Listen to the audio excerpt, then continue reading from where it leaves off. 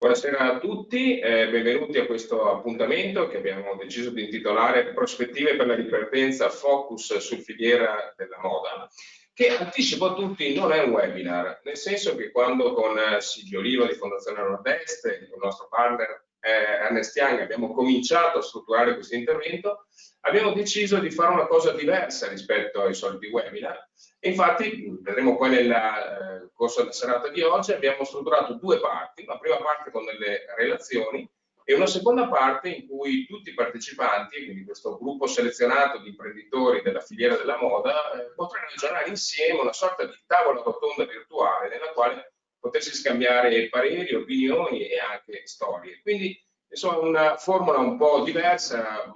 nuova, alternativa rispetto appunto ai webinar classici ai quali siamo abituati.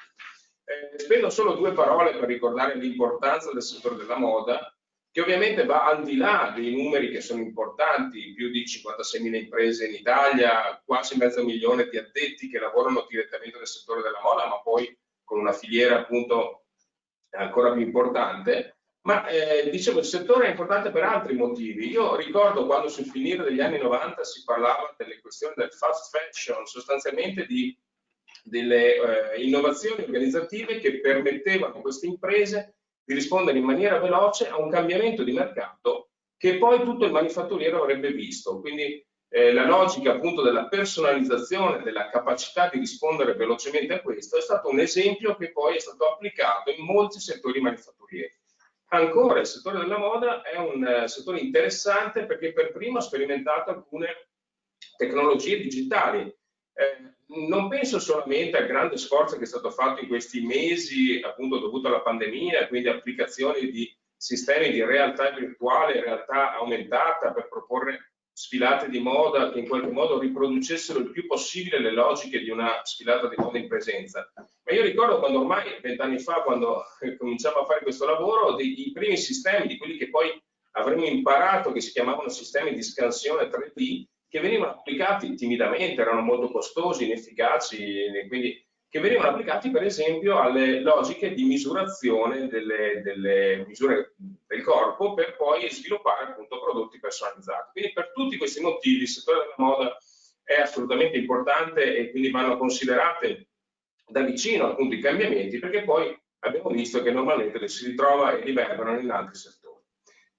Chiudo qui questa veloce presentazione e lascio subito spazio ai saluti della dottoressa Pinter, partner di Ernest Young, e del professor Carlo Carraro, direttore scientifico della Fondazione Nord-Est.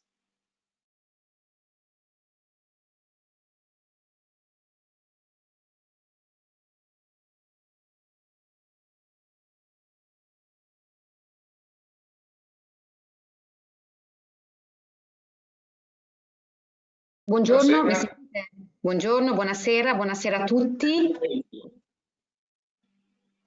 Perfetto, buongiorno a tutti, anzi buonasera, sono Alexia Pinter, un partner di EY e la persona di riferimento sul territorio per la Fondazione Nord-Est, che ringrazio tantissimo per ospitarci oggi, noi e voi, in questo evento che dovrebbe essere un po' diverso dai soliti, con una partecipazione più attiva dopo, diciamo, le relazioni. Abbiamo concluso questa partnership con Fondazione e vogliamo come tale mettere a disposizione della Fondazione di tutte le imprese del Nord-Est e non solo le nostre competenze, contenuti e know-how, e abbiamo a tal proposito sviluppato, cerchiamo di sviluppare attraverso le ricerche fatte anche insieme con Fondazione,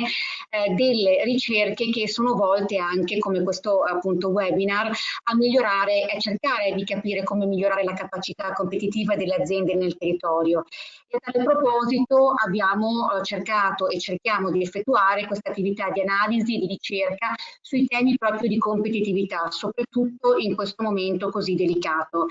Ci piace pensare a questa partnership come un think tank che ha come obiettivo quello di contribuire a generare valore sul territorio del Nord-Est e quello nazionale e dare una maggiore conoscenza, una maggiore consapevolezza per quanto concerne le trasformazioni che le aziende, il settore, il mercato sta attraversando con una prospettiva non solo di breve periodo ma anche con una prospettiva di medio-lungo periodo. E intendiamo perseguire questo l'obiettivo di collaborazione e di ricerca di dare un supporto alle aziende sul territorio, adottando chiaramente diverse modalità, tra cui questa che vedete attraverso un webinar tecnico, dando i nostri contenuti, dando il nostro apporto in termini di know-how, ed è proprio con questo spirito che abbiamo organizzato questo tipo di webinar ad oggi, proprio inerente ad un settore così toccato anche da questo environment di mercato, da questa situazione, che è quello tessile. E proprio parliamo di prospettive per la ripartenza, per il rilancio non solo del paese, ma oggi abbiamo il focus specialmente sulla filiera della moda. Siamo infatti convinti che mai come ora le aziende nel nord-est, ma su tutto il territorio nazionale, tutti gli imprenditori hanno bisogno di competenze, di contenuti, di know-how, di idee nuove per affrontare questa situazione e per avere una nuova prospettiva che ci permetta di riformulare il futuro in modo attivo, in modo proattivo, facendo domande diverse e trovando anche risposte basate su presupposti diversi, innovativi, dando un contenuto in maniera innovativa anche alle nostre soluzioni. È importante secondo noi che proprio in questo momento le imprese, gli imprenditori non si isolino, non cerchino di trovare le loro risposte da sole al loro interno, ma cerchino un confronto all'esterno con i loro business partner nella business community. E pensiamo che possiamo come EY, come partner della Fondazione Nord-Est, dare un contributo importante in questo momento così delicato e in trasformazione che riguarda il mercato soprattutto, il mercato nazionale e quello internazionale, l'environment delle aziende che si muovono in questo mercato nazionale globalizzato, attraverso proprio le nostre conoscenze, i contenuti, soprattutto anche attraverso il nostro network, che non è solo un network interno, ma è anche un network esterno, con tutti i nostri business partner che ci seguono e che ci appartengono. Grazie tantissime per partecipare a questo webinar di oggi. Passo la parola al professor Carraro, che ringrazio nuovamente per questa possibilità di fare questo webinar in collaborazione con la Fondazione Nord-Est oggi, e passo la parola al professore. Grazie mille. Grazie a lei e grazie a tutti coloro che sono oggi presenti a questo quasi webinar, a questa tavola rotonda interattiva che abbiamo organizzato. Mi fa molto piacere che questo sia uno degli eventi concreti con cui la partnership tra Ernst & Young e Fondazione Nord-Est realizza una delle iniziative che abbiamo immaginato. E spendo soltanto due parole per spiegare magari a chi si collega in questo momento, che non conosce magari che cosa sia la Fondazione Nord-Est, perché spiegare un attimo cosa facciamo e perché noi proponiamo servizi agli imprenditori, servizi ovviamente diversi da quelli che può offrire una società di consulenza come Ernst & Young, ma che sono altrettanto importanti perché aiutano gli imprenditori a guardare un po' più in là, e soprattutto nel momento in cui si concretizzano partnership come quella che abbiamo con Ernst & Young, combiniamo il meglio di due organizzazioni che aiutano le imprese nel loro processo di trasformazione, di adeguamento ad un mondo che cambia così rapidamente. Dicevo, la Fondazione Nord-Est è stata fondata dalle Confindustrie regionali di Veneto, Friuli Venezia Giulia e Trentino Alto Adige, e nel suo board, nel suo consiglio di amministrazione, c'è i presidenti delle confindustrie territoriali di tutte le province di queste regioni. E questo per dire che è l'espressione, è il think tank, è il centro di ricerca delle confindustrie del Triveneto. Però è anche un po' di più, perché in realtà noi quello che facciamo è allargare il nostro ambito di analisi sia all'Emilia Romagna sia a Lombardia. In realtà con Emilia Romagna avevamo anche avviato un processo di integrazione molto più forte, che poi causa Covid si è fermato e che riprenderemo appena possibile. Ma il focus della nostra ricerca è su queste 5 regioni, perché sono le 5 regioni che stanno trainando il paese, sono le 5 regioni che diversamente dalle altre contengono aziende, industrie, attività economiche che sono più resilienti, sono state capaci di resistere molto meglio degli altri, non solo alla crisi del 2008-2009 e gli anni che sono succeduti, ma anche a questa che stiamo affrontando. E quindi vale la pena focalizzare l'analisi proprio su un mondo che è quello che è rimasto competitivo assieme appunto ad altre regioni d'Europa, nonostante le difficoltà che, ripeto, datano ormai una dozzina d'anni. Fondazione Nord-Est ha dei soci, appunto quelli che ho menzionato prima, le Confindustrie, e ha dei soci onorari che sono dei partner con cui realizziamo dei progetti di ricerca, e tra questi Ernst & Young è uno dei più attivi e anche uno dei più interessanti, perché forse non tutti lo sanno, anche Ernst & Young svolge una interessantissima attività di ricerca, quindi fa un lavoro che è anche simile a quello che facciamo noi, e quella che presentiamo oggi è una degli esempi. Abbiamo visto assieme il lavoro che Ernst & Young ha fatto sulle filiere in Emilia Romagna, e abbiamo deciso di proseguire in quella direzione, specializzandolo per settori produttivi, e oggi appunto raccontiamo in modo più dettagliato il settore della moda. In realtà raccontiamo non è corretto, perché ne parliamo assieme a voi e vorremmo interagire con voi. L'obiettivo è quello di poter avviare alla fine, nella seconda parte di questo quasi webinar, un dibattito con tutti i partecipanti. Io mi fermo, lascio la parola ai relatori, grazie ancora per aver partecipato, e tornate a visitarci. Il nostro sito è ricchissimo di informazioni, potete anche ricontattarci nel caso fosse interessati ad approfondire i temi di cui parleremo oggi, perché questa è la nostra mission, questo è il lavoro che facciamo, e tanto meglio lo facciamo, tanto più riusciamo a coinvolgere dei partner come Ernst & Young. Grazie, e iniziamo la relazione. Grazie dei saluti, grazie Carlo, grazie Alexia. Allora andiamo direttamente alla prima delle tre relazioni che ci vedranno impegnati oggi, quindi con la dottoressa Elena Decò, Associate Partner di Ernst & Young. Abbiamo subito la relazione in modo poi da procedere lungo questa serata così corposa di informazioni e di stimoli. Prego.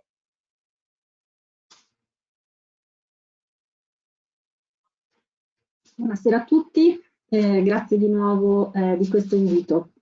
Comincerei dando qualche numero che dia una dimensione dell'importanza che ha la filiera moda nell'occupazione italiana. Se per favore potete passare alla prossima slide. Rappresenta infatti l'8,5% con un valore assoluto di 80 miliardi di euro ed occupa 500.000 addetti. Una caratteristica della filiera delle aziende di moda italiane è la dimensione piccola e sicuramente inferiore ad altri paesi europei. Basti pensare che se le aziende medio-grandi occupano metà degli addetti della moda in Europa, in Italia questo valore è di appena 1/3 degli addetti. Le imprese della filiera vedono una netta prevalenza di aziende piccole e addirittura micro, che insieme, soprattutto nel settore dell'abbigliamento e della produzione di accessori in pelle, radunano il 70% dell'occupazione. Guardando infatti la distribuzione del campione di aziende analizzato su oltre 5.160 società, quelle che hanno un fatturato inferiore ai 10 milioni di euro sono il 79% e rappresentano circa il 20% del fatturato complessivo, mentre le aziende che hanno un fatturato che supera il mezzo miliardo di euro sono solo lo 0,5% in numero, sebbene realizzino 1/3 del fatturato e quasi la metà della marginalità complessiva. Questa caratteristica però ha un lato molto positivo, ovvero consente una maggiore flessibilità insieme a un elevato grado di specializzazione, che unito alle molte realtà artigianali garantiscono una forte competitività della filiera. La piccola dimensione è infatti bilanciata da una forte interrelazione fra le imprese che ne garantisce una forte capacità di innovazione e di competitività sui mercati internazionali. Infatti è una filiera che si sviluppa localmente, spesso in forma di distretti, e beneficia quindi di relazioni locali che comunque consentono a imprese anche molto piccole di accedere a delle economie di specializzazione e di scala e soprattutto di accedere a dei mercati di sbocco sufficientemente ampi. È vero che dall'inizio degli anni 90 si è assistito a una forte delocalizzazione della produzione, ma che ha coinvolto soprattutto quella a basso valore aggiunto, che è andata verso paesi dove il costo della manodopera è inferiore. Però l'industria nazionale della moda ha mantenuto in Italia le produzioni, quelle di nicchia, quelle relative alle prime linee, quelle dove il Made in Italy è un valore molto apprezzato dal consumatore a livello internazionale. Ed è proprio per queste produzioni più ad alto valore aggiunto che le imprese, i marchi più famosi del mondo nella moda e nel lusso si affidano per le loro forniture. Un altro vantaggio che è derivato dall'aver mantenuto nei confini nazionali gran parte del processo produttivo è la capacità innovativa. L'innovazione fa parte della tradizione stessa della moda. E se passiamo alla slide successiva, vorrei dare solo qualche numero che in sé riassume l'eccellenza della filiera italiana. Il sistema di subfornitura italiano rifornisce, si stima, il 60% della moda di qualità nel mondo e circa un terzo del valore generato dal sistema moda di tutta l'Unione Europea è associabile all'Italia. L'export dell'industria tessile italiana rappresenta il 78% del totale delle esportazioni europee e circa il 70% dell'export di moda italiana si posiziona nella fascia alto di gamma. Passiamo alla slide successiva. Dopo aver dato questi numeri dell'eccellenza della filiera, dobbiamo parlare, ahimè, di quanto la pandemia in corso stia mettendo a dura prova il sistema produttivo italiano. Complessivamente si stima che nel corso di quest'anno ci sarà una riduzione complessiva del fatturato che potrebbe andare dal 27% fino al 36% in uno scenario più grave. E le aziende se consideriamo che le aziende del settore mediamente hanno un'incidenza dei costi fissi del fatturato nell'ordine del 50%, questo significa che gli impatti in termini di rapporto tra EBITDA e fatturato possono portare da una media che era stata nel 2019 intorno all'8,5% a valori negativi tra il 5 e l'8,5%, che significano una perdita di marginalità in valore assoluto tra i 10 e i 12 miliardi di euro. Questo, ahimè, ha delle ripercussioni drammatiche sui livelli occupazionali, con un rischio di aumento della disoccupazione che potrà andare, si stima, tra il 30 e il 38%, e queste stime trovano conferma anche nei timori espressi da associazioni di settori quale Federmoda, che ipotizzano che tra il 10 e il 15% dei negozi potrebbe chiudere a causa della crisi, e questo porterebbe con sé una riduzione occupazionale dai 30 ai 45 mila addetti. Ma volendo finire con le brutte notizie e parlare invece di cosa si può fare per salvare il settore, per la ripartenza, passiamo alla slide successiva, dove vorrei quindi lanciare degli spunti di riflessione sui quali poi aprire la discussione e che siano quindi delle idee da condividere per la ripartenza del settore abbigliamento e accessori, con l'obiettivo di creare un valore sostenibile nel lungo termine e facilitare la inevitabile innovazione che oggi è necessaria nei modelli di business. Cominciamo dal tema di finanziamento. È importante attirare finanziamento per le innovazioni e questi finanziamenti devono essere rivolti soprattutto su 3 aree: la creatività di prodotto, quindi per produrre nuove collezioni, l'innovazione dei processi produttivi, supportata ad esempio dall'utilizzo di macchinari basati su tecnologie digitali, o il consolidamento dell'attività, della capacità commerciale. La gestione patrimoniale attiva consente alle aziende di focalizzare le risorse finanziarie sulle attività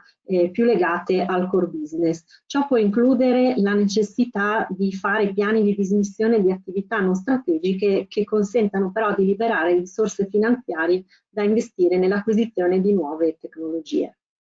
La gestione ottimale dell'inventario consente a sua volta di ridurre i costi e aumentare i margini. Per farlo però occorre modificare il modello di business e quindi passare da una logica che era soprattutto product driven, diciamo push, ad un modello che sia invece al contrario pull e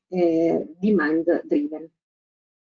Infine, per promuovere la riallocazione della produzione in Italia è necessario dare sia degli stimoli fiscali alle aziende che decidano di trasferire o stabilire un ciclo produttivo completo in Italia, sia investire per realizzare un'infrastruttura di alta qualità che faciliti il potenziamento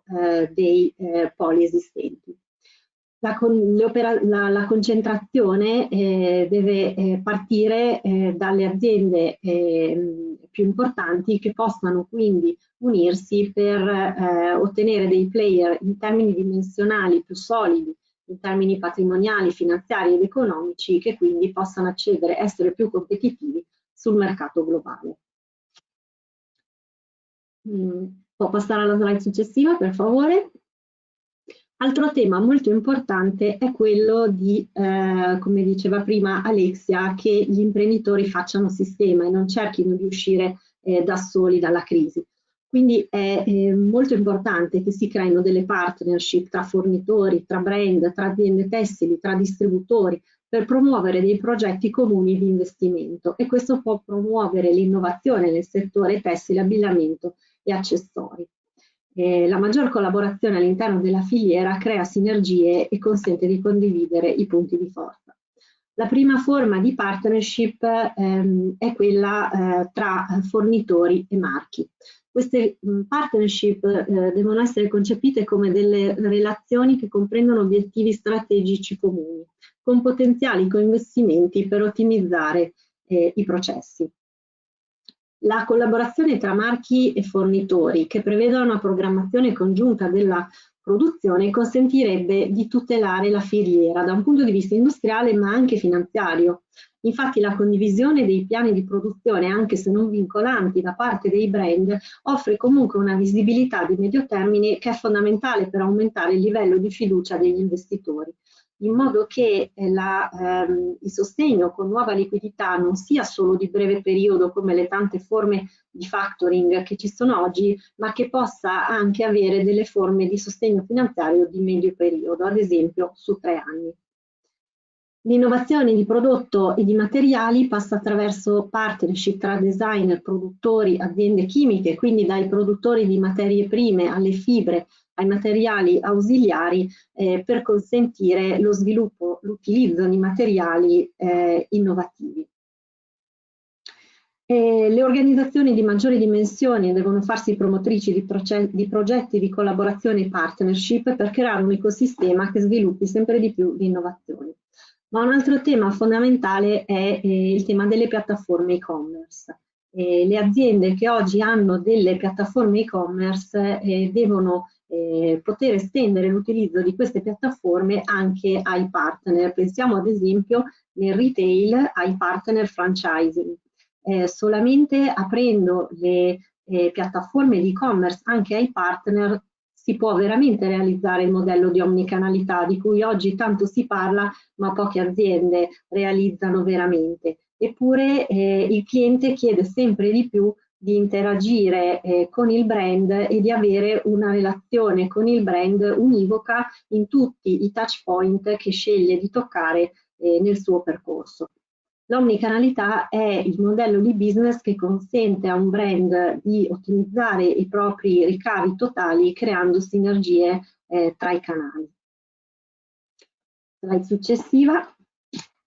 Sempre toccando ancora il tema dell'e-commerce, un altro elemento di discontinuità del Covid è stato accelerare sicuramente dei nuovi paradigmi di consumo, accelerare dei trend che già erano presenti. Se già prima della pandemia i consumatori mostravano una grande propensione all'acquisto di prodotti che siano sostenibili da un punto di vista sia economico che sociale, questo elemento è diventato sempre più importante. Le imprese devono quindi favorire un utilizzo responsabile dei prodotti, promuovendo in particolare il riuso e il riciclo. Parlando invece in riferimento alla catena del valore, per ridurre l'impatto ambientale si deve puntare sul nearshoring, per ridurre per quanto possibile le spedizioni di merci. Lo sviluppo di modelli flessibili e trainati dalla domanda consente di stimare in modo più accurato le richieste da parte del mercato e questo porta a un'importante opportunità di ridurre le scorte e i resi. I brand stanno quindi rinnovando la propria architettura di prodotto per ridurre l'ampiezza delle collezioni e renderle più in linea col DNA della marca, adattandosi quindi a dei nuovi modelli di consumo che vedono il consumatore sempre di più propenso ad acquistare meno ma di maggiore qualità. Negli ultimi anni, come moltissimi noti designer, i nomi più importanti della moda hanno rilasciato dichiarazioni su questo sui giornali, sicuramente le avrete lette, si ritiene che fossero stati raggiunti degli eccessi in termini di varietà dell'offerta, dettati anche dalla difficile lettura, appunto da un approccio che era product driven anziché demand driven. E questo aveva portato a una forte pressione sui markdown, quindi sulle vendite a saldo, con una conseguente diluzione del brand, sulla crescita dell'invenduto e anche sui problemi in termini di sostenibilità. Passando alla slide successiva, le misure di distanziamento sociale hanno enfatizzato l'importanza del digitale come strumento importante per il superamento della crisi. L'adozione di nuove tecnologie consente di aumentare il livello di digitalizzazione di tutti i processi aziendali, dalla progettazione fino alla vendita, e di fare leva su ambienti virtuali, che hanno delle importantissime applicazioni, sia B2B, pensiamo agli showroom virtuali, alle sfilate digitali, ma anche applicazioni B2C, come l'utilizzo della realtà aumentata sia nel retail online, ma anche nel retail fisico. Questo tipo di innovazione digitale consente anche una forte riduzione dei costi, basti pensare alla prototipia digitale. La transizione digitale rappresenta un'opportunità per le aziende di sviluppare dei modelli di e-commerce resilienti. La clientela sarà sempre più orientata verso la online rispetto ai canali tradizionali, ma il rafforzamento della presenza digitale consente un'interazione diversa e più engaging con il cliente, non solo attraverso i social media, ma anche proprio nel retail fisico, attraverso l'utilizzo di tecnologie come la realtà aumentata. I nuovi modelli di consumo, infine, portano una profonda trasformazione del retail. Il retail fisico è sicuramente il canale. Negli ultimi 35 anni i brand avevano investito maggiormente e da anni questo canale fisico dava dei ritorni sull'investimento inadeguati, perché soffriva di un calo ormai strutturale del traffico a fronte di costi operativi in crescita e di un tasso di conversione che era sostanzialmente stabile. La pandemia di quest'anno ha portato al retail fisico delle sfide completamente nuove, come le chiusure, la limitazione degli accessi, il timore dei consumatori e lo spostamento di parte delle vendite sul canale online. Detto questo, il retail fisico è ancora strategico e lo rimarrà, seppure dovrà reinventarsi con numeriche, ruolo e formati diversi. Questa è un'opportunità di cambiamento per il brand e per realizzare veramente nel profondo un vero modello di omnicanalità dove il negozio diventa un hub e non è più un luogo che abbia l'obiettivo primario di completare una transazione, ma che ha l'obiettivo di fidelizzare il cliente verso il marchio. L'ultimo aspetto è quello che riguarda il personale. Questo profondo cambiamento del retail e del ruolo che ha il negozio richiede una reskilling e upskilling delle risorse umane e l'impiego del personale sarà sempre più rivolto verso ruoli di assistenza alle vendite online e alla profilazione di clienti potenziali attraverso il monitoraggio della loro attività sui canali digitali. Vorrei concludere dicendo che le aziende si trovano ad operare in una realtà che è in rapido e profondo cambiamento. È quindi fondamentale comprendere e definire le priorità per poter impostare correttamente il processo di trasformazione che è inevitabile. Tale approccio deve tenere conto di una corretta gestione delle risorse finanziarie, ma anche a uno sviluppo di competenze nuove per dare risposta ai cambiamenti che caratterizzano il settore. Grazie a tutti dell'attenzione. Grazie Elena dell'interessantissima presentazione. Io aggiungo solo un numero ai tanti che hai già citato tu. Sono usciti ieri i dati sulla produzione industriale in Italia, aggiornati ai primi 9 mesi dell'anno. Per il settore della moda si parla di un meno 30%, che è un dato assolutamente pesante, in miglioramento rispetto a quello che era stato nei primi mesi, ma dicevo assolutamente pesante. Mi sono segnato due parole chiave nella tua relazione che in qualche modo descrivono, secondo me, uno snodo fondamentale per il futuro del settore. Abbiamo parlato di investimento in tante aree, dalle risorse umane alla questione dei canali e avanti di questo passo, alle formule organizzative, alle tecnologie. Ecco, forse l'altra parola chiave è quella del finanziamento. Bene, come finanziare questi investimenti in una situazione in cui i bilanci saranno appesantiti ovviamente da due stagioni assolutamente negative, come quelle che si stanno vivendo e che in qualche modo, appunto, dicevo, questo tipo di relazione fra investimenti e capacità di finanziarli potrebbe determinare il successo delle imprese, appunto, nel futuro anche breve. Passiamo direttamente allora alla seconda relazione. Io invito questa volta, appunto, entriamo nelle imprese, il dottor Enrico Mambelli, amministratore delegato di Elisabetta Franchi. Prego con la relazione e grazie intanto per essere intervenuto. Grazie. Grazie a voi per avermi invitato. Sono Enrico Mambelli, sono l'amministratore delegato di Elisabetta Franchi. Sono entrato in questa azienda poco più di un anno fa su indicazioni di banche d'affari, fondi di investimento e advisor, perché l'azienda aveva manifestato un interesse a quotarsi in borsa. Per cui, parlando di forme di finanziamento, ecco, questa è una forma di finanziamento abbastanza importante. Vorrei dire che Elisabetta Franchi era stata partecipata fino al 2017 a un fondo di minoranza che l'ha educata nella parte reportistica e finanziaria, e poi si è messa alla ricerca come imprenditrice singola, nel senso che lei non ha famiglia occupata in azienda, suo marito fa altro, come imprenditrice singola a non andare da sola. Lei riteneva e ritiene correttamente che il mondo è troppo grande per essere affrontato pensando di saper far tutto, per cui ha deciso di utilizzare un veicolo disponibile che era una SPAC, una società Special Purpose Acquisition Company, una società già quotata, vuota, che aspettava una target. Per cui, dal mio punto di vista, siamo di fronte a un'imprenditrice illuminata che prima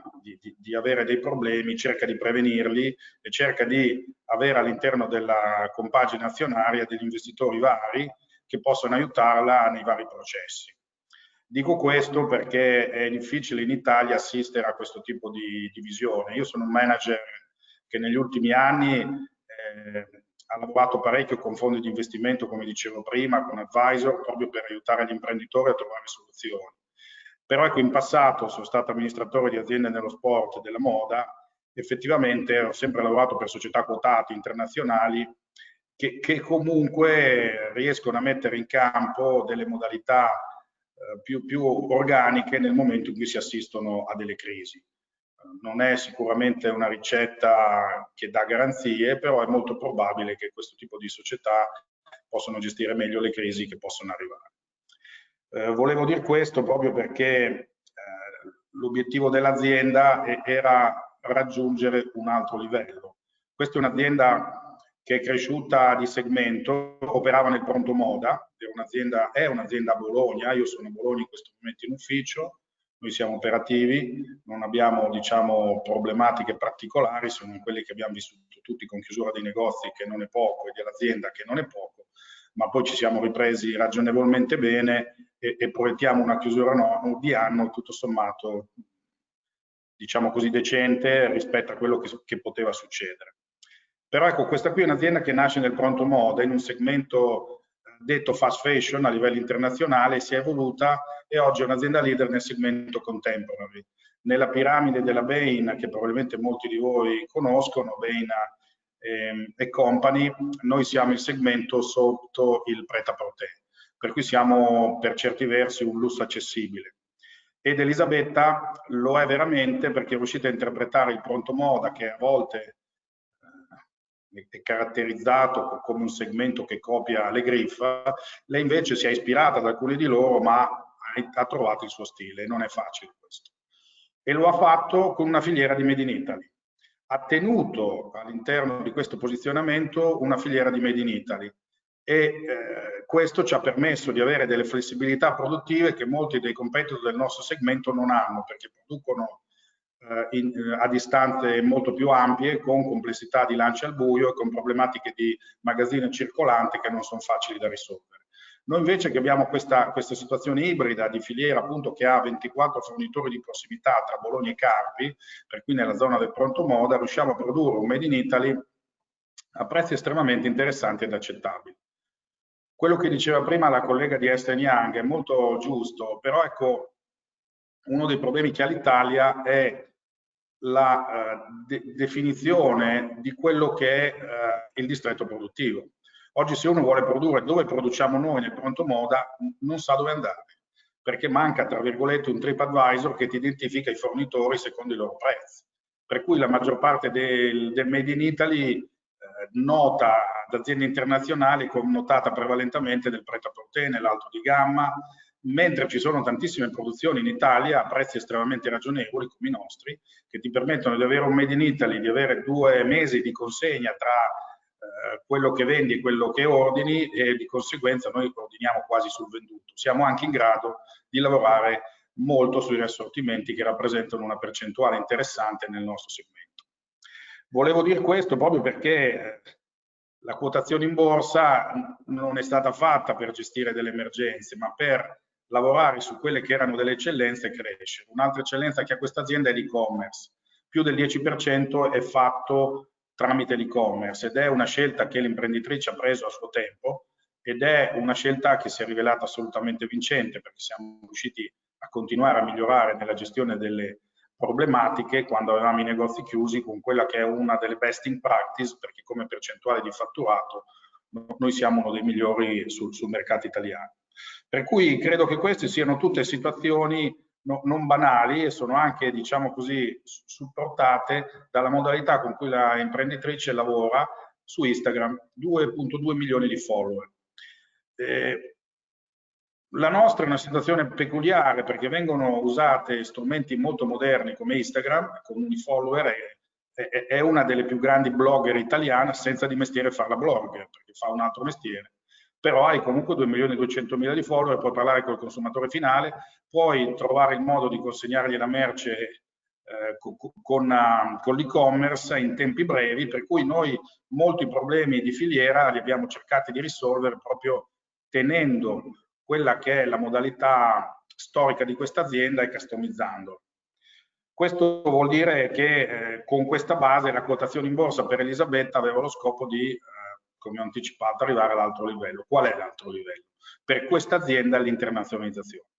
Questa è un'azienda che fa il 70%, 65% di fatturato sull'Italia, fatturato di buona qualità perché non abbiamo problemi di pagamento, però ecco, sul resto del mondo c'è una percentuale che è troppo parcellizzata, per cui l'idea di avere risorse fresche, capitali e competenze, perché la quotazione avrebbe permesso l'ingresso di manager, oltre al sottoscritto, di un gruppo di lavoro che potesse permettere un'internazionalizzazione e l'aumento di quelle che sono delle categorie in questa fase non abbastanza note a questa azienda, cioè borse e scarpe. Questa è un'azienda che fa l'80% di abbigliamento. Per cui queste 3 varianti non banali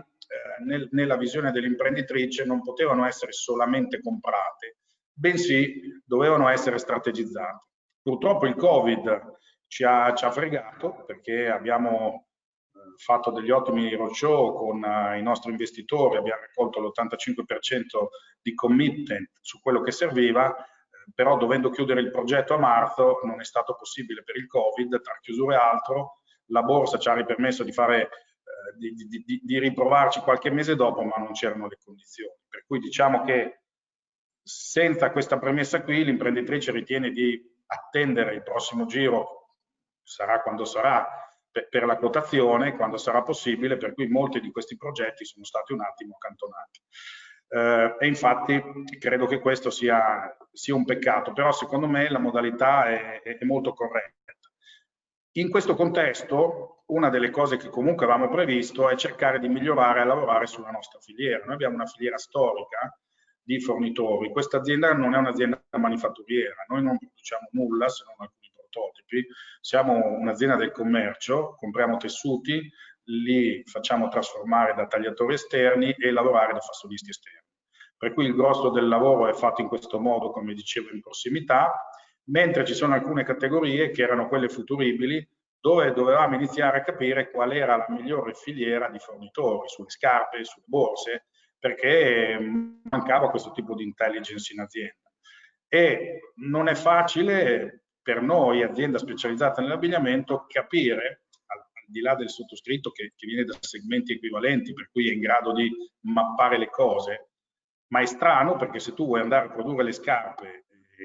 non hai, come dicevo prima, un TripAdvisor che ti dice dove andarle a fare, con i livelli di servizio, con i livelli di minimi, con i livelli che ti servono e neanche di borse, per cui devi andare sul sentito dire. Questo è un peccato perché il sistema Italia ha delle lacune, ha delle carenze, non è in grado di giudicare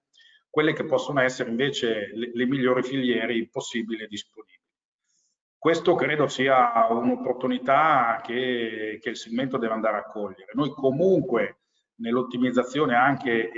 della quotazione, dove volevamo dare più rigore, più metodo anche alla struttura aziendale, abbiamo iniziato anche a lavorare analizzando i fornitori esistenti, perché molte volte si continua ad andare avanti con lo status quo. Ecco, abbiamo visto che molti fornitori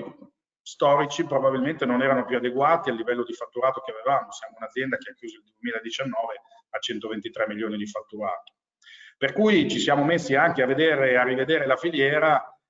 e a capire chi poteva essere in grado di rimanere con noi, perché comunque nel piano strategico di sviluppo, con la raccolta che sarebbe arrivata, prevedevamo comunque degli incrementi importanti, sia sulle categorie standard, cioè abbigliamento, sia invece sulle categorie nuove. Per cui ecco, alcuni fornitori ci sono sembrati non adeguati. Non adeguati non perché non sapessero fare il loro prodotto, che questo è un errore tipico dell'imprenditore. L'imprenditore pensa solo al prodotto, ma a livello di servizio. Per cui abbiamo detto, ma ha la finanza per sopravvivere, se ci sono crisi è in grado di farle, ha la visione per poter supportare la nostra crescita? Alcuni di questi non ci hanno dato delle risposte adeguate, per cui ci siamo trovati a volerli cambiare. Altri invece, visionari, hanno capito che per dialogare con aziende di un certo livello, noi siamo comunque piccoli, 123 milioni rispetto ai 9 billion di Gucci, ecco esagero, ma per dare una dimensione,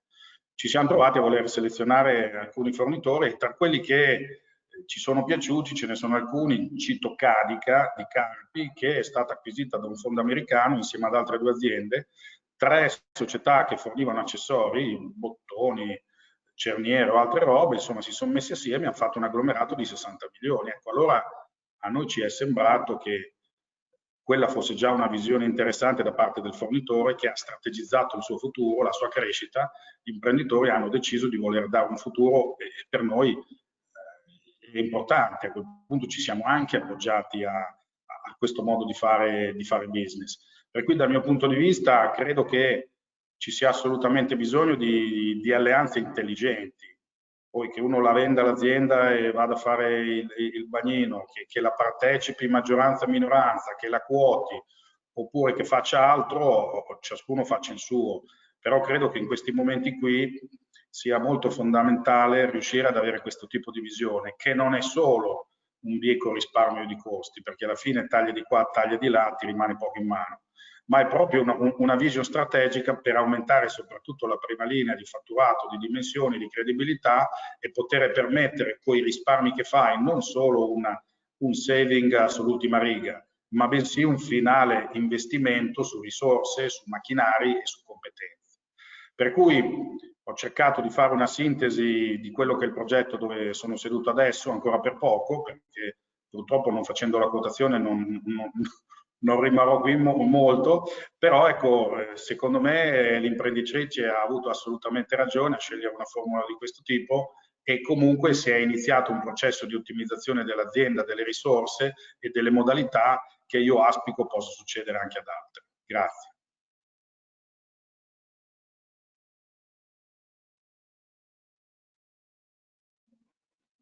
Grazie della relazione, devo dire una storia davvero interessante che vede una doppia evoluzione, una coevoluzione tra un'impresa appunto che parte da pronta moda ma che vede poi anche la necessità di una coevoluzione anche della filiera appunto produttiva che sostiene questa azienda, davvero una sfida interessante. L'altro elemento ancora che mi sento di sottolineare in questa relazione è sicuramente l'idea di farsi accompagnare in questo processo evolutivo di sviluppo e di crescita attraverso appunto una azione importante, coraggiosa, la scelta della borsa, ma vedremo nella terza relazione appunto che ci abbiamo a sentire che esistono altri strumenti. Ricordo velocemente che dopo queste relazioni apriremo appunto i canali anche agli imprenditori che ci stanno seguendo, avremo 2 storie, ma poi inviteremo anche tutti gli altri a raccontare le proprie o a fare delle considerazioni su gli elementi che hanno ascoltato. Allora io darei il via subito alla terza relazione, quindi chiamo Roberto Bonacina, sempre partner di Ernst Young, ad avviare la propria relazione. Grazie. Grazie Gianluca, spero che mi sentiate. Ok, grazie molte, grazie anche alla Fondazione Nord-Est per l'invito stasera. Per noi è un privilegio, soprattutto in queste situazioni dove, in periodi come questi, dove lo scambio di idee, di esperienze e di opinioni è forse il formato giusto anche per così condividere una serie di tematiche che oggi sono cruciali. E devo dire che l'intervento del dottor Mambelli ha subito toccato 3 aspetti fondamentali che in qualche modo, di cui in qualche modo parlerò. Il primo è il tema del capitale, che in qualche modo in questi tempi è diventato veramente importante. Nei primi mesi della pandemia c'era un'emergenza liquidità da parte di molte aziende che si è fronteggiata in ogni modo possibile ricorrendo alle banche, ricorrendo anche agli strumenti messi a disposizione dal governo, ma il tema nel medio-lungo termine è quello del capitale, cioè quello della robustezza finanziaria delle aziende. Veniamo da anni in cui si è rincorso in qualche modo il fatto di avere un conto economico sempre migliore con alti livelli di redditività. La crisi ci ha fatto capire che anche lo stato patrimoniale è un po' importante e quindi la necessità di avere liquidità e risorse finanziarie per fronteggiare la crisi prima e per fare e continuare a fare anche in periodi di crisi degli investimenti è quello che cambia un po' tra diciamo, la visione e la sostenibilità dell'azienda a breve o a medio-lungo termine. Il secondo tema che ha toccato Enrico, che secondo me è fondamentale, è il tema che la filiera, l'importanza che la filiera ragioni un po' in ottica di sistema. Spesso un po' il difetto delle aziende italiane che vedo anch'io, insomma, nella mia attività di M&A, responsabile di M&A in EY, è quello di vedere tante aziende che competono tra di loro, probabilmente anche molto spesso sugli stessi mercati, sugli stessi clienti, quando magari, diciamo, operando in maniera un po' più coordinata, potrebbero come dire, avere tranne dei vantaggi. Il nemico non è il mio concorrente, il nemico in qualche modo è il mercato che è sempre più competitivo, no? E quindi il mio nemico diventa mio amico e bisognerebbe probabilmente in qualche momento riuscire a fare un pochino più sistema. Il terzo tema, secondo me importante, è come sta un po' cambiando il concetto del fornitore per le aziende della moda e la rilevanza del fornitore, cioè un fornitore che sia affidabile, che sia selezionato. Il dottor Mambelli ci ha già fatto presente questo tema che lui ha avuto nel selezionare un fornitore, diciamo, di medio-lungo termine su cui fare anche degli investimenti, saperlo di poter trovare, diciamo, negli anni a venire, e il fatto di avere anche come fornitore un'offerta prodotto un pochino più ampia rispetto al semplice prodotto che ti do qualificandomi sostanzialmente come terzista. Se sei terzista vai a competere sostanzialmente sul prezzo e non, diciamo, sul servizio che proponi, non sulla novità di prodotto che offri, qualsiasi sia il segmento della filiera. Se andiamo all'indice, a pagina 2, io vi darò un flash su quello che è il mercato dell'M&A, vi parlerò un po' degli strumenti disponibili e degli approcci che ci sono oggi sul mercato e alcuni possibili percorsi di crescita calati all'interno della vostra filiera. Se andiamo dunque a pagina 4, vi do un velocissimo quadro di quello che è la situazione oggi sul mercato. Allora, chiaramente il Covid non ha impattato solamente sulle aziende in maniera così grave, ma ha impattato anche sul numero delle operazioni, che come vedete, se guardiamo quello che è successo dall'inizio dell'anno e lo compariamo con i 2 anni precedenti sul numero di operazioni settimanali che sono avvenute al di sotto di un valore di 1 miliardo, che comunque è molto elevato, dove ci sta il 95% delle operazioni italiane, vediamo che quest'anno siamo del 34-36% rispetto ai 2 anni precedenti, sotto come numero di operazioni. Quindi è ovvio che c'è stata una frenata all'interno anche del mondo M&A, sostanzialmente legato al fatto che chi investiva in aziende di cui non si sapeva l'evoluzione nel corso dell'anno o in settori che avevano avuto un evidente impatto, come quello dei marchi dei beni di consumo a marchio, tra cui chiaramente il mondo della moda, ha fermato tantissime operazioni, soprattutto quelle che magari erano i blocchi di partenza. Però, diciamo, come possibile aspetto positivo da segnalare è il fatto che mai come oggi, diciamo, c'è una disponibilità di risorse finanziarie incredibile, 2,7 triliardi di dollari, che è una cifra incommensurabile, di cui circa 1,8 più di 2/3 sostanzialmente guardano ad aziende per investimenti, diciamo, di private equity. Questo è un dato molto importante, e se andiamo alla pagina successiva, pagina 5, possiamo vedere un po' come sono gli effetti di tutto questo. In particolare, si è passati, diciamo, da un 2019 che era un anno molto positivo, dove anche in Italia si cominciavano a vedere delle valutazioni molto elevate rispetto ad altri paesi. Si è passato un po', diciamo, dal mercato del venditore al mercato del compratore, però questo non per tutti, nel senso che, e questo è molto importante, le aziende che dimostrano in questo periodo di riuscire a passare un po' attraverso il fuoco della pandemia, mostrando, diciamo, dei numeri ovviamente prevalentemente in calo, salvo rarissime eccezioni, ma diciamo con dei cali più contenuti, o comunque tendono anche a mantenere dei buoni o decenti livelli di redditività, si dimostrano aziende, diciamo, resistenti o resilienti, come si usa dire oggi, e quindi nell'ottica di un investitore che guarda quell'azienda, il fatto di vedere che questa azienda sia resistente è un modo per ridurre il rischio percepito di un investimento in quell'azienda, con un impatto quindi anche in teoria potenzialmente positivo sulle valutazioni. Valutazioni che sono complicate, perché oggi il problema è come sta andando il 2020. Il 2020 è visto da tutti come un anno chiaramente un po' da non considerare dal punto di vista valutativo, quindi con un approccio anche, diciamo, corretto nei confronti delle imprese sulla valutazione. Si guarda sempre un po' il 2019, che era un anno, diciamo, buono. Il 2020 lo si guarda, come dicevo prima, per capire quanto l'azienda, diciamo, è robusta, e poi si dà un occhio al 2021 per capire in quanto tempo, posto che ci si liberi di questa situazione, l'azienda possa ritornare a dei livelli più simili al 2019. Quindi in questa situazione un po' complicata, come dicevo prima, c'è una liquidità disponibile ai massimi livelli, investitori che vogliono e devono in qualche modo investire, perché i soldi che hanno, quei 2 miliardi e 7, quel miliardo e 8, quel triliardo e 8 focalizzato sul private equity nel mondo, è denaro che scotta, nel senso che deve essere investito in certe tempistiche, e quindi c'è comunque una grande disponibilità anche a cambiare un po' l'approccio di investimento. Abbiamo visto soggetti a cui piacciono tantissimo le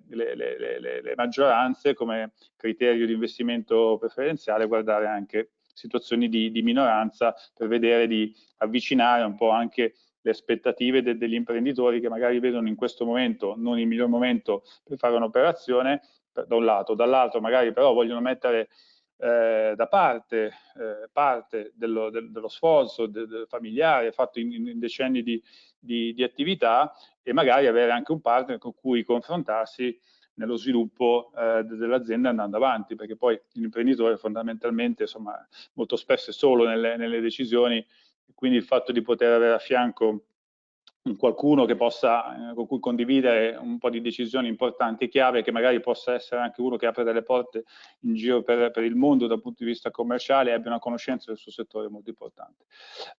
Parlando di strumenti disponibili, vado abbastanza veloce. Se andiamo a pagina 7, chiaramente ci sono strumenti che vanno dall'equity, con tutti i fondi di maggioranza e minoranza, dicevo, il tema della quotazione di cui abbiamo appena parlato. Ci sono poi situazioni in cui ci sono investitori che possono fornire anche capitali di debito, e poi c'è tutto il tema chiaramente delle banche.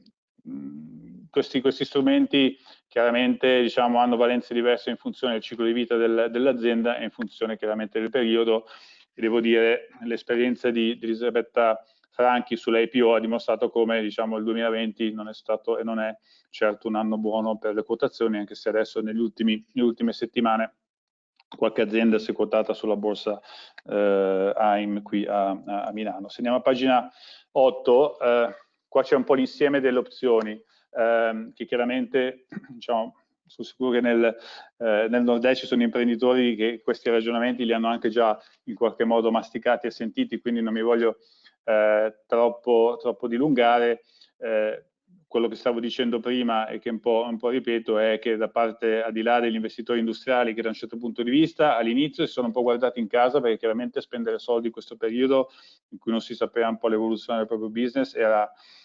rischioso. Questo, diciamo, nel primo semestre dell'anno. Successivamente, una volta, insomma, visto le cose come andavano, devo dire che ci sono aziende e investitori strategici, quindi industriali, che vedono in questo periodo anche l'opportunità di rafforzare il proprio posizionamento, di allargare il proprio portafoglio prodotti, di entrare in nuove geografie. E io stesso sto lavorando con soggetti che sono interessati, insomma, a fare investimenti, magari proprio, o comprare dei competitor, magari proprio in questo periodo in cui le cose possono andare per altri meno bene che per loro stessi. Dal punto di vista dell'investitore finanziario, come dicevo, c'è stato per alcuni una conversione dall'investimento di maggioranza a quello di minoranza come disponibilità, cercando di tracciare poi un percorso di crescita nel capitale dell'azienda, e poi ci sono tutta una serie di strumenti che sono tornati un po' più, diciamo, in auge, anche se, diciamo, non sono famosissimi, non si sono visti tantissimi casi in Italia, che è quello che si chiama un po' il capitale ibrido, che poi adesso vedremo, di cui vi racconterò tra poco qualche cosa in maniera rapida e sintetica. Se andiamo appunto alla pagina 9, tocchiamo un attimo il tema del preferred equity, sostanzialmente, che è un livello di capitale compreso tra il debito tradizionale e diciamo, l'azione ordinaria pura, è postergato rispetto ai soci, scusate, è integrato rispetto ai soci e quindi agli azionisti, e postergato rispetto alle banche. Cosa consente di fare? Consente di dare del capitale che non sia sostanzialmente qualificato come debito, ma che non sia invasivo all'interno dell'azienda, e che quindi non chieda sostanziali diritti di governance, ma lasci piena libertà all'imprenditore di seguire la propria strategia, con, diciamo, delle risorse finanziarie per poter fare degli investimenti che siano sostanzialmente libere da vincoli di governance. È chiaro che ha un costo che all'imprenditore non sempre piace rispetto a un finanziamento bancario, perché si posiziona, insomma, oltre il 10%, e quindi questa è la cosa che chiaramente crea un po' di difficoltà, e proprio per questo, diciamo, tantissimi casi in Italia non ve ne sono state, ma, diciamo, ultimamente, in quest'ultimo anno, anche noi come EY abbiamo visto qualche operazione che abbiamo seguito in questo campo. Se andiamo a pagina 11, allora, qui entriamo un po' nel vivo, diciamo, dell'operazione M&A della filiera, no? Cosa abbiamo sostanzialmente visto? Abbiamo visto che ci sono due tipi di investitori, e questo, insomma, l'abbiamo più o meno capito, che sono entrati, parlando particolarmente dei private equity, voi potete vedere anche un po' visivamente quanto è stato crescente negli ultimi 5 anni l'interesse, che è un po' passato, se volete, da un interesse a investire proprio nei marchi di moda, che era un po', diciamo, agli inizi di questa decade appena finita, 2012-13, quando anche la Cina tirava moltissimo, quando i marchi del lusso erano veramente, nonostante la crisi di quell'epoca, diciamo, facevano risultati spettacolari, e quindi tutti gli investitori guardavano, diciamo, a quelle aziende come principale target. Dopodiché chiaramente il lusso ha rallentato più o meno nel 2016, 17, 18, e allora c'è stata una focalizzazione dal marchio in sé alla filiera, quindi a un business B2B, un mestiere più industriale, meno legato al singolo marchio, al singolo prodotto, ma che andava sostanzialmente a vedere il marchio come clienti, avendo un portafoglio di marchi, avendo un portafoglio di come dire, prodotti che potevano andare su marchi diversi, quindi in qualche modo riducendo anche il rischio che un marchio un anno o un prodotto potesse andare bene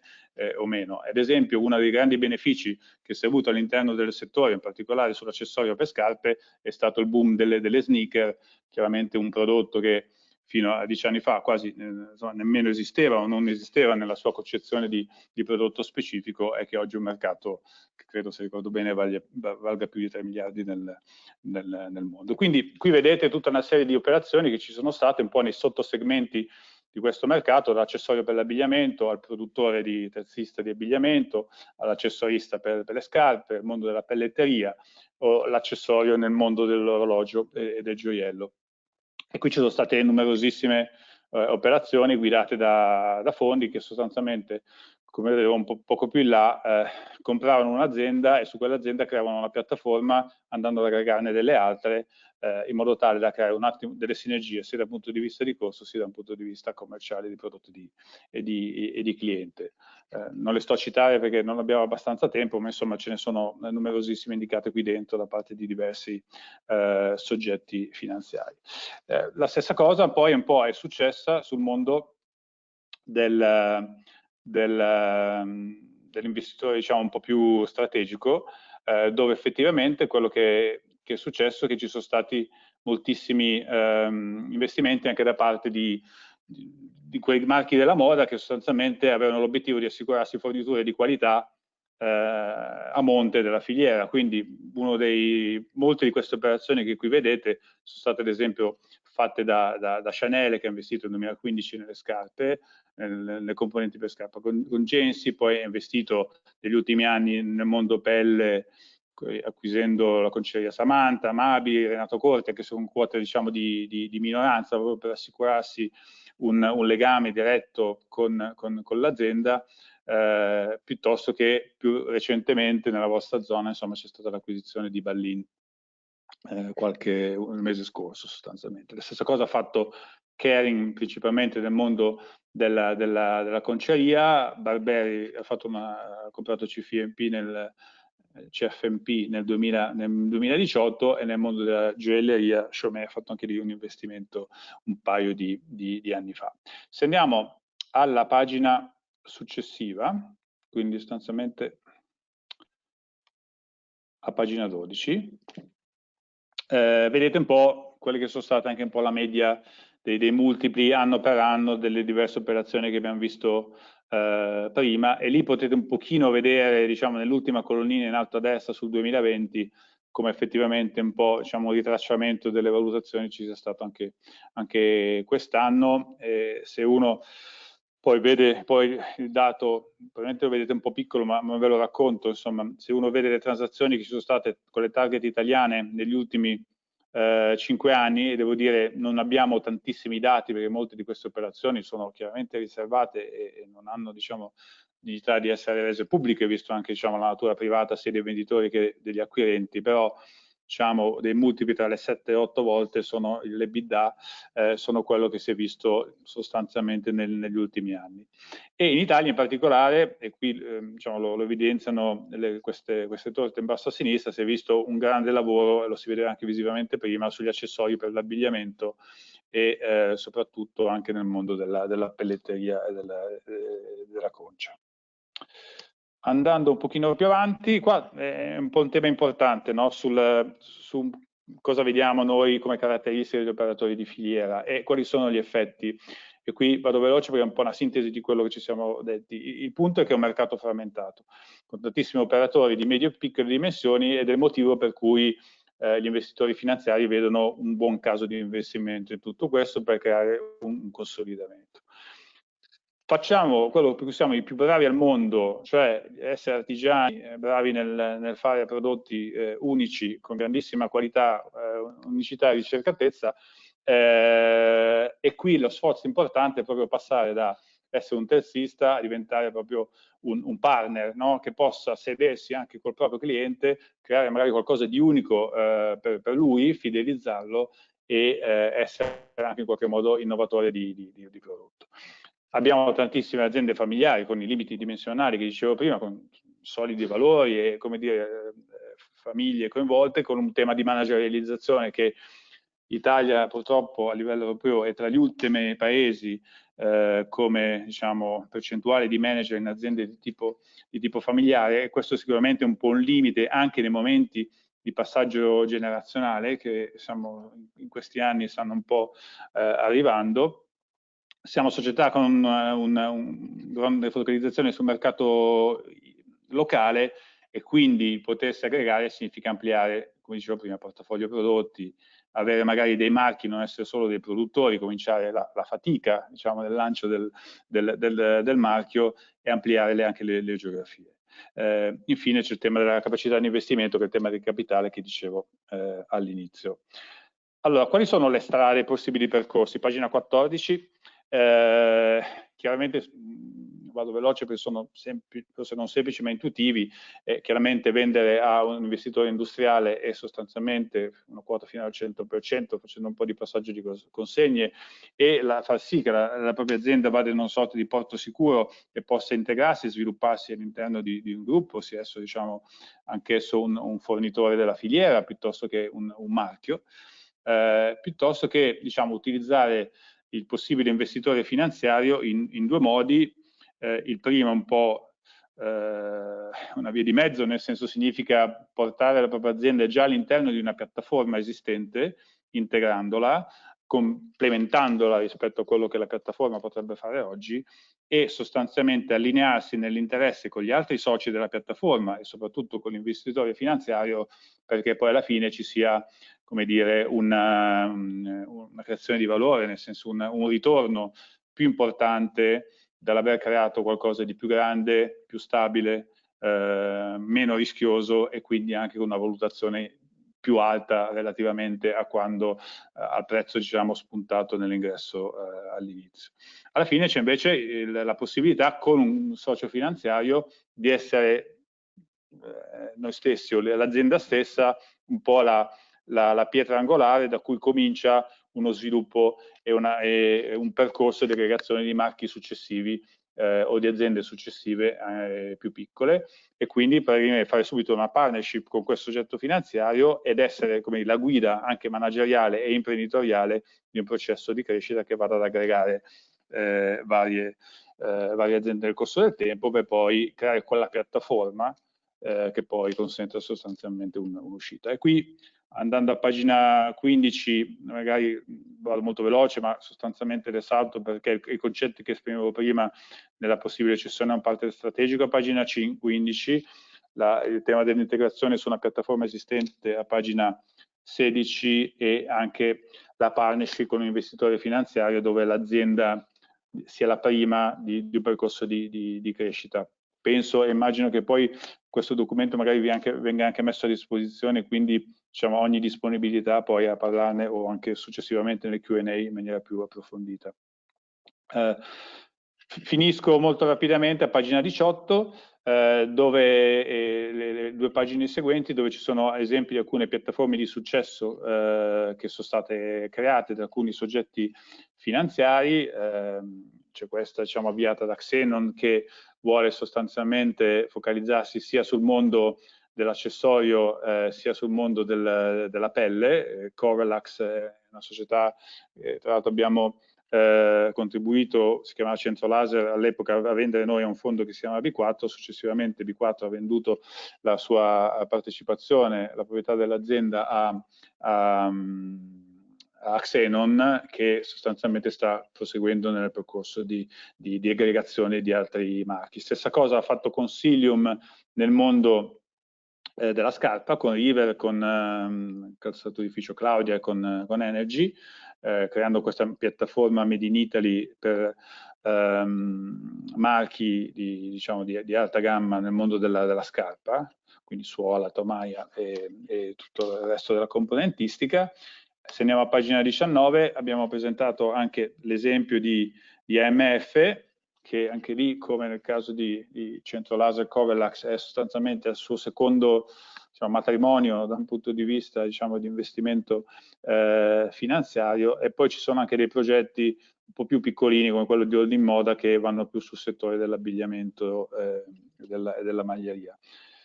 L'ultimo caso che ho piacere di menzionare, di accennare a pagina 20, è un'operazione molto recente, perché è stata sostanzialmente chiusa il mese scorso. Il fondo di investimento VAM, insieme a Fondo Italiano, che come sapete è un fondo appoggiato da Cassa Depositi,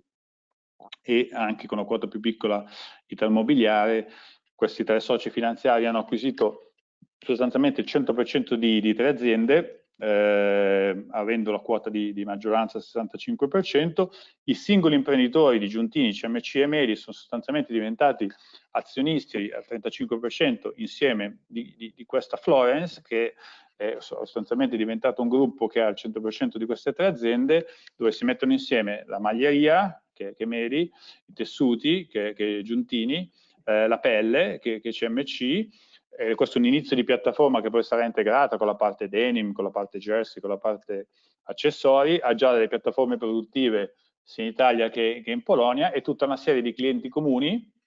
il Saint Laurent, Burberry, Chanel, eccetera, e altri, diversi per ciascuna di queste tre società, con cui cominciare un'attività di cross-selling importante dal punto di vista, della top line e dei ricavi, e poi invece chiaramente una creazione di piattaforme produttive e anche di sviluppo del prodotto, di innovazione del prodotto dal punto di vista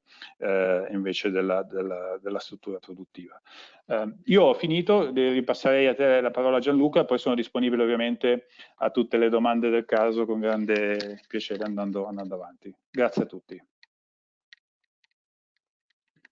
Benissimo, grazie Roberto. Io mi sono segnato due passaggi che ho trovato molto interessanti. La questione dell'upgrading all'interno delle filiere, cioè dei subfornitori che appunto attivano questi percorsi di upgrading. Il secondo appunto quello anche del ruolo dei grandi gruppi internazionali nel settore della moda in Italia, in qualche modo riecheggiavo questa cosa. Che secondo me aiutano a rispondere a una domanda cruciale per il settore, ma non solo, in generale per il settore manifatturiero italiano, come essere dei subfornitori felici in una catena globale del valore. Alcuni di questi esempi, la creazione di queste piattaforme, sembrano indicare delle vie interessanti che appunto possono far capire come ci si può attrezzare in qualche modo per affrontare questi problemi. Bene, allora grazie delle tre preziosissime relazioni. Ci avviamo alla seconda parte di questo webinar, che non è un webinar, ma è una tavola rotonda virtuale. Allora chiedo a tutti i partecipanti, prima di sentire la relazione di Kevin Bravi, di cominciare ad attivare le proprie webcam, in modo che poi potremo attivare questa tavola rotonda. Allora, prima di questo, intanto io passo la parola a Kevin Bravi per l'intervento. Grazie Kevin. Grazie a voi dell'invito e grazie Fondazione del Nord-Est. Ovviamente la mia non è una relazione, ma mi è stato chiesto di raccontare un po' quella che è la storia dell'impresa che rappresento e soprattutto cosa è stato vissuto in questi ultimi mesi, dove ovviamente la gravità della situazione pandemica e post-pandemica ha avuto ripercussioni devastanti su chi come noi è produttore diretto, sostiene una filiera e produce con un piccolissimo marchio proprio di prêt-à-porter cerimonia. Qualche immagine, tra l'altro, vedo che sta andando in sovraimpressione della nostra ultima collezione. L'azienda di famiglia è nata negli anni '80, è nata dalla collaborazione, dal coinvolgimento, dalla passione dei miei genitori, che si sono uniti in un progetto comune e che nel passare degli anni hanno creato un marchio proprio. Un marchio che nella denominazione XS Milano è arrivato a compimento nel 99 e dopo qualche anno sono entrato io in azienda, già circa 16 anni, 18 anni, ho iniziato a collaborare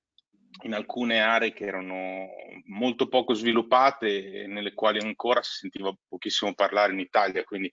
prevalentemente il settore del marketing, che una volta nelle piccole aziende era chiamato l'ufficio spese ingiustificate. Dopo un po' si è capito che così non era, soprattutto oggi, e con anche la relazione del dottor Mambelli sicuramente si è capito di che cosa sto parlando, quindi servizio al cliente, attenzione a quella che è l'etica imprenditoriale, attenzione a quelli che sono i bisogni, attenzione al precedere quelli che sono i bisogni che poi verranno manifestati dal mercato e soprattutto grandissima attenzione anche a come si comunica il proprio progetto, il proprio prodotto all'interno di un mercato sempre più globale. Vi dicevo, negli anni circa 2000, dal 2004 circa entro in azienda, iniziamo la collaborazione con alcuni importanti studi di rappresentanza, abbiamo 2 importanti uffici su Roma e Milano e mi occupo insomma di questo avviamento, ovviamente è molto complesso, ero molto giovane, azienda non managerializzata all'epoca, pochissimo anche oggi perché è una piccola realtà, però con tutte le difficoltà del caso ci facciamo supportare da personale molto specializzato e cerchiamo di espanderci prima di tutto nelle grandi città, poi ovviamente nel mercato europeo e internazionale. Arrivano gli anni in cui esplode anche il mondo della Russia, in senso ovviamente positivo, perché le aziende italiane erano molto apprezzate all'epoca, come lo sono d'altronde oggi. La cosa molto positiva è che il cambio euro-rublo era molto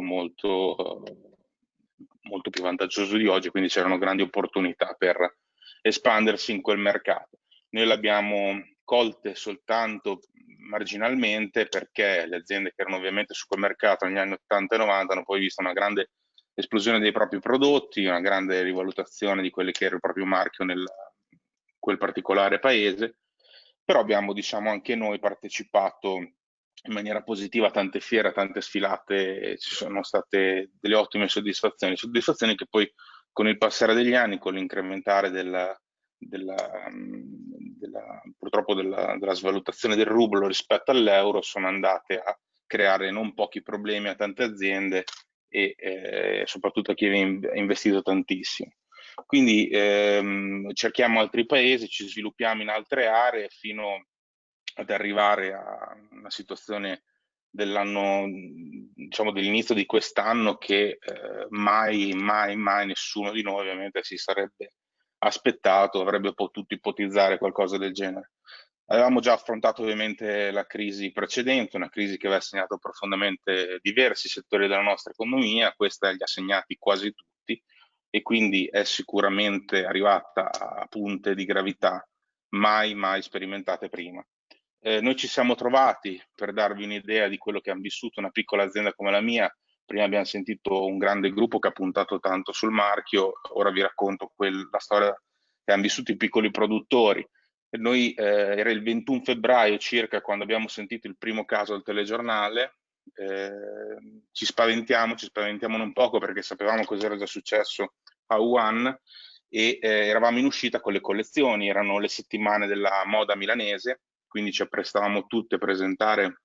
le main collection, si chiamano, sono le collezioni che insieme alle show vengono distribuite in quella settimana.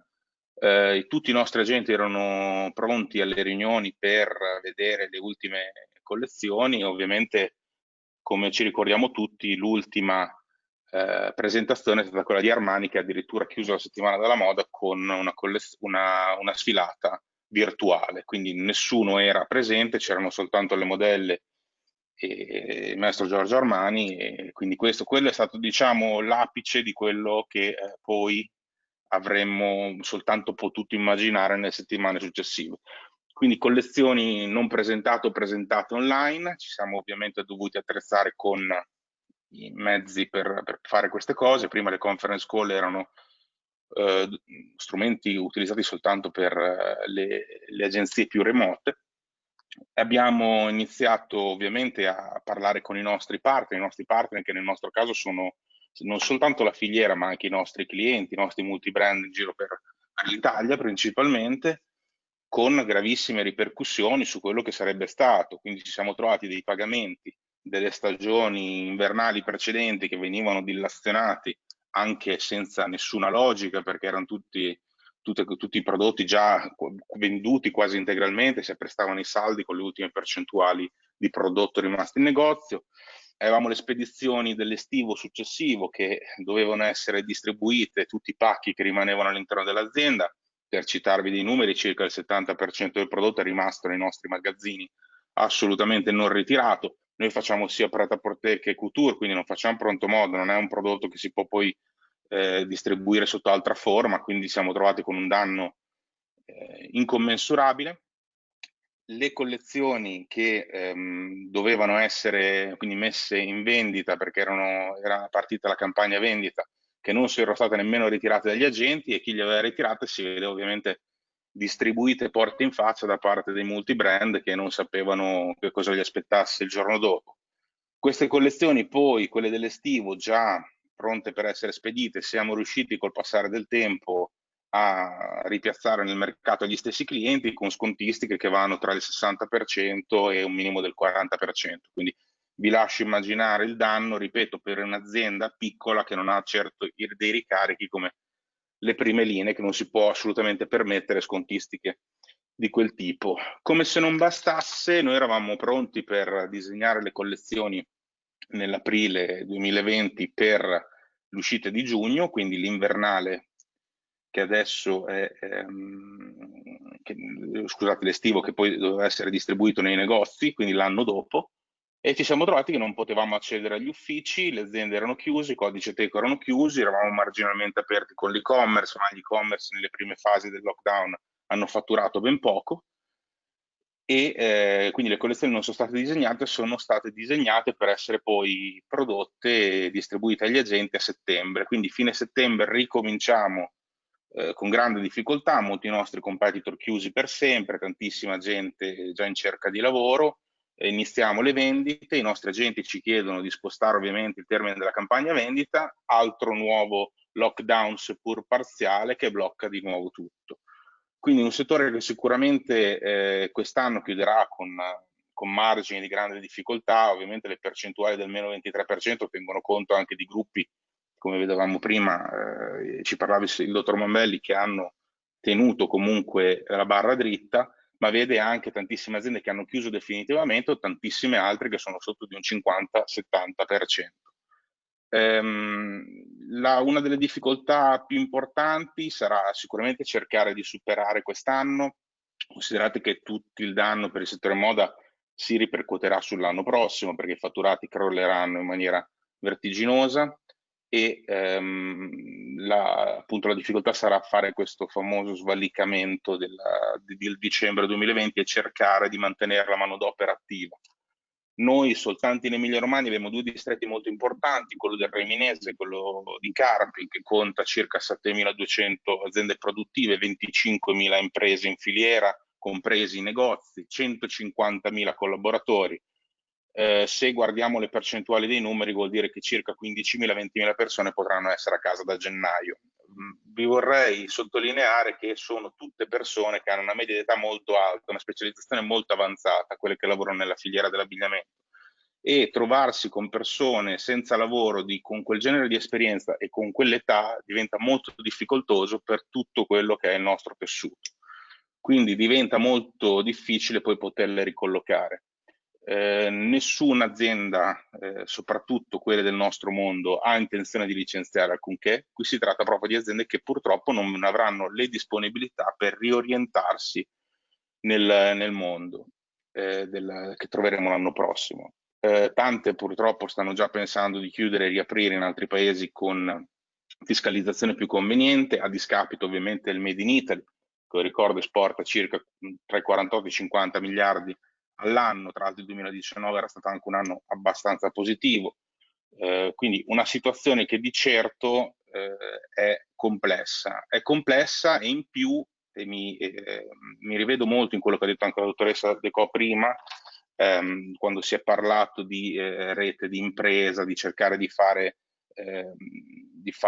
una partnership con i nostri collaboratori, con i nostri fornitori. È molto difficile, si riesce a fare, ma quando c'è da lavorare in partnership con i nostri diciamo colleghi, noi però purtroppo nel nostro mondo li definiamo tutti competitor, diventa molto molto complesso. Nella moda non c'è il vincolo del segreto industriale, quindi si pensa tutti che si copi dagli altri a dismisura. In realtà quando c'è da fare sinergia si dovrebbe lavorare con una concezione più rivolta al futuro e molto meno al passato, al presente. Lo facciamo in tanti quando guardiamo agli strumenti come i social media per riorganizzare l'area commerciale e marketing, lo facciamo sempre molto poco quando si parla di contatti umani e quando si parla di proporre qualcosa in più per il nostro lavoro. Io diciamo che come dico sempre con i dati cimiteriali ho finito, vi ho dato un po' quella che è la situazione, quello che vediamo noi oggi vediamo anche un mondo delle attività che sono ancora aperte, fatto salvo per le zone rosse, ma è come se fossero chiuse, perché se la gente non può circolare nei negozi non ci va a comprare, se la gente non può uscire la sera di sicuro non si va a prendere un abito da prêt-à-porter o da contemporary o da occasione d'uso, se la gente non può andare agli eventi non si va a comprare di certo un capo d'abbigliamento più importante, e le aziende che invece stanno aperte perché hanno gli Ateco per stare aperti, lavorando col B2C, possono stare tranquillamente chiuse perché non hanno possibilità di lavorare. Chi ha la fortuna di lavorare all'estero ha comunque la sfortuna di lavorare adesso con dei paesi che sono forse in alcuni casi più in difficoltà di noi, che sicuramente non vedono prospettive di miglioramento nel breve periodo. Grazie. Grazie Kevin della tua preziosa testimonianza. Allora direi passiamo subito a un'altra testimonianza di un imprenditore, appunto Andrea Rambaldi, titolare di Fashion Art, e poi apriamo la discussione, il tavolo a tutti i partecipanti. Prego Andrea. Sì, grazie Gianluca, ringrazio anch'io la Fondazione Nord-Est per la partecipazione a questo evento. Allora mi presento, appunto sono Andrea Rambaldi, titolare di Fashion Art SRL, siamo un'azienda focalizzata sulla moda e il design del lusso. Diciamo che l'azienda nasce nel 2008 e appunto con un focus su quelli che erano le attività di produzione con il brand del lusso. Diciamo che questo posizionamento è stato dato prevalentemente proprio per, diciamo, dopo aver fatto un'analisi di sistema e aver visto che c'erano comunque delle potenzialità, dei buchi, diciamo, produttivi all'interno delle filiere produttive italiane. E proprio per questo motivo il focus che ho dato all'inizio dell'attività è stato improntato in questa direzione. Già se girate la prima slide, grazie, eccoci qua. Quindi, ripeto, siamo nati nel 2008, produciamo prevalentemente made in Italy al 100%, abbiamo una catena di approvvigionamento certificata. Certificata in che modo? Diciamo che noi abbiamo adottato già dal 2016 un sistema di valutazione con l'adozione del modello 231 e di un codice etico interno attraverso un organismo di vigilanza di Fashion Art. Siamo riusciti ad inserire un sistema di vigilanza e di controllo e di supervisione di tutta la nostra catena di filiera. La subfornitura nostra è prettamente nell'area veneta, quindi abbiamo cercato di avere un controllo su tutta quella che è la nostra catena molto di prossimità, anche perché è vero che noi diciamo, siamo posizionati in una filiera del lusso e diciamo che nel pret-à-porter alla fine è una sorta di pronto moda di alta moda, quindi anche la relazione che c'è tra noi e le aziende di moda e la quantità di collezioni che ci sono durante l'anno, che variano da 6 ad 8 collezioni, inevitabilmente ci richiede delle tempistiche di attraversamento del processo produttivo che devono essere sempre molto corte. Prima si parlava di filiera e di finanziamenti di filiera. Vi chiedo gentilmente di mandare avanti la slide. Un'altra, grazie. Ecco, già qui posso già parlare in quella precedente, grazie. In pratica, diciamo che noi nei nostri punti di forza come azienda ci siamo accorti soprattutto negli ultimi 2 anni che il mondo del lusso stava andando in una direzione, diciamo inizialmente più come un livello di marketing sulla sostenibilità, quindi non era vista proprio come una visione sistemica, ma era più un pensiero, ripeto, più volto all'ambito commerciale. E immediatamente dopo il lockdown invece questa richiesta di avere delle filiere, dei prodotti certificati è diventata in pratica una condizione sine qua non su quella che è l'adozione da parte nostra come produttori di tutte quelle che sono le attività che poi rispondono a dei prodotti con determinate caratteristiche. Quindi noi, oltre ad aver iniziato, sì, l'adozione del modello 231 dal 2016 e avere, diciamo, certificato tutta la nostra filiera, già dall'anno scorso abbiamo iniziato tutto quello che era l'iter per poter produrre e proporre ai nostri clienti dei prodotti con una certificazione GOTS. Questo diciamo che ha comportato sia degli investimenti interni che nei confronti dei nostri terzisti piuttosto importanti. Questo diciamo cos'è che ha aiutato anche diciamo tutto questo processo? Allora innanzitutto il fatto che pur essendo noi un'azienda piccola abbiamo capito che grazie anche diciamo, a questi valori aggiunti portati anche da degli studi di consulenti, degli studi legali che ci hanno aiutato a capire il valore di queste certificazioni, il valore di dell'adozione di questi modelli organizzativi, ha comportato un'evoluzione aziendale. Abbiamo capito anche che i terzisti avevano anche delle necessità organizzative e anche di ricerca di quelli che erano anche delle possibilità di finanziamento che gli anni precedenti, essendo noi poi in un ambito, quello del denim, che nel Veneto purtroppo ha avuto delle situazioni piuttosto gravi con la chiusura o il fallimento, diciamo, di alcuni brand, che ha portato dietro di sé alla distruzione di molte parti degli ambiti produttivi. Diciamo, noi abbiamo fatto con una importante banca nazionale inizialmente intanto un accordo di filiera, quindi siamo riusciti a portare quello che era il nostro rating aziendale bancario nella disponibilità dei nostri subfornitori. Quindi andando a richiedere diciamo degli investimenti interni per essere in regola in tutti quelli che erano gli audit che arrivavano da parte dei clienti, ma in primis sugli audit nostri interni, abbiamo permesso in questo modo un accesso al credito per i nostri subfornitori direi abbastanza importante, con dei risparmi in termini economici, anche con dei tassi di interesse piuttosto interessanti, ma soprattutto quello che secondo me nell'ambito della sostenibilità, in questo caso sociale, ci siamo diciamo soffermati anche in un'altra attenzione, e anche in questo caso il sistema bancario devo dire che ci è stato molto vicino, andando a fare anche un accordo diciamo nell'ambito diciamo dei pagamenti, che è il confirming. Quindi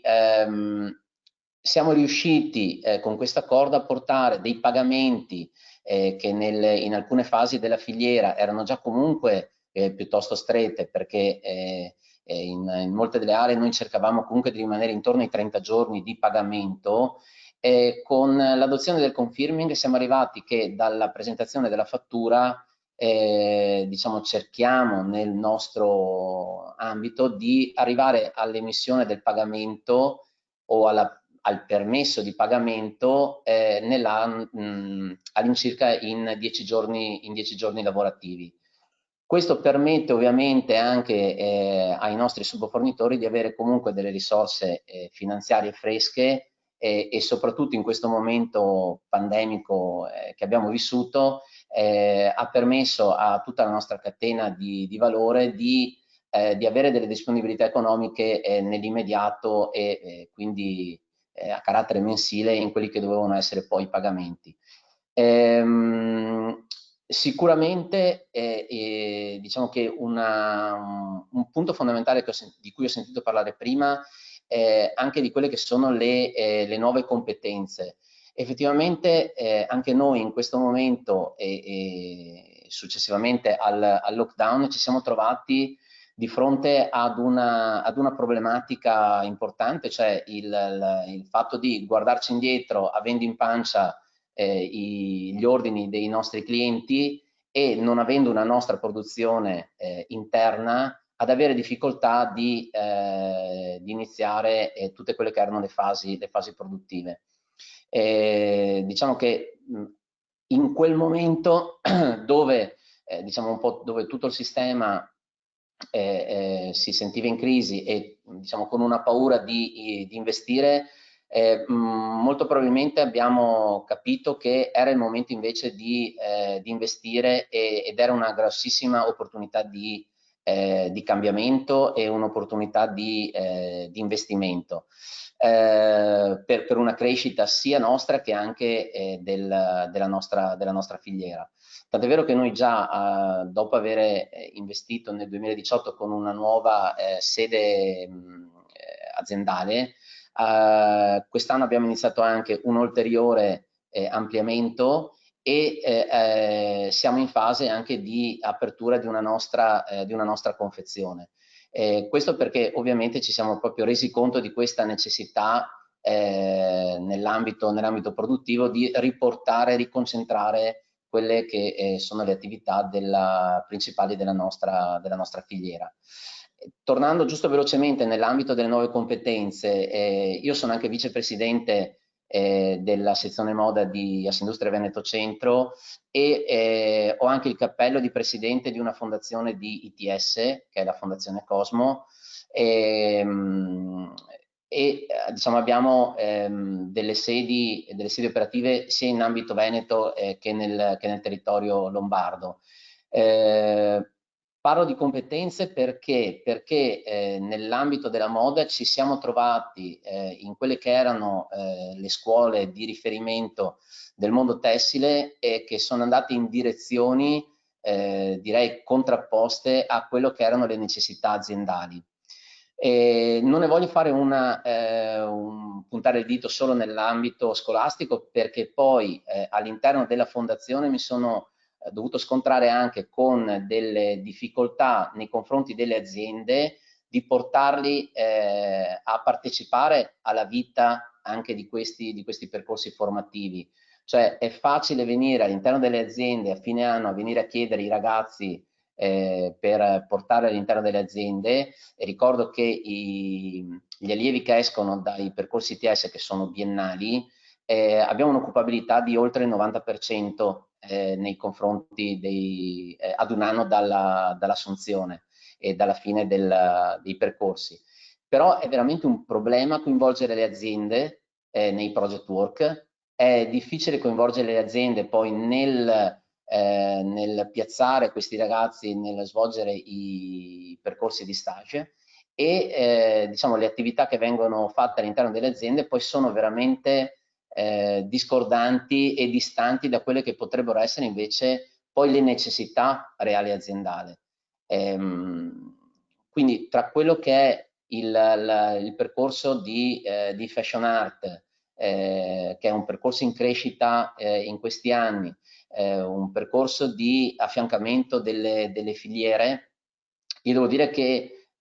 ci troveremo per mantenere il nostro Made in Italy ad avere necessità di come sappiamo bene, di nuove leve nei prossimi anni in maniera massiccia. E quindi un messaggio che faccio anche agli amici industriali è quello di supportare le aziende. I percorsi ITS devo dire che a mio modo di vedere sono dei percorsi ad hoc nei confronti delle nostre aziende, perché ricordo che i docenti, più dell'80% sono parte delle nostre aziende, quindi ci sono dei manager, ci sono dei direttori di azienda e c'è una parte universitaria che è coinvolta nelle nostre lezioni, e quindi veramente un messaggio che vorrei dare è sicuramente un messaggio di speranza, perché